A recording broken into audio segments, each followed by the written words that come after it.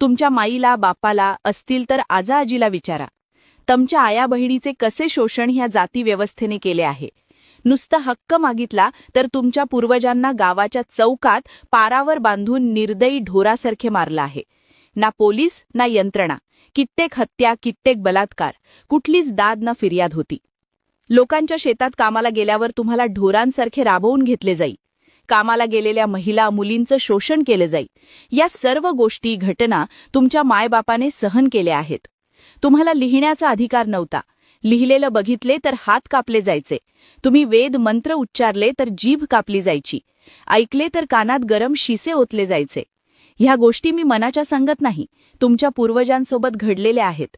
त्यांनी त्या नरक यातना भोगल्या आहेत आणि तुम्ही त्याच धर्माला आणि प्रथा परंपरांना चिटकून बसलात.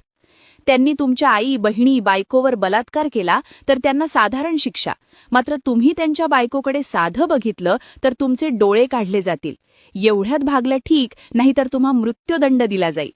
हे आहे हिंदू राष्ट्र. अशा नरकातून बाबासाहेबांनी तुम्हाला बाहेर काढलं, तुम्हाला मान सन्मान आणि स्वाभिमानाचं जीवन दिलं, आणि तुम्ही काय करताय? डाउनलोड शेअरचॅट.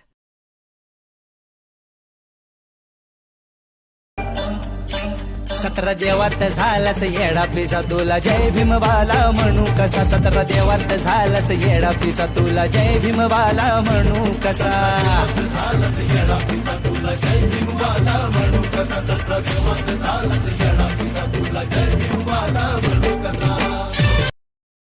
डाउनलोड शेअरचॅट.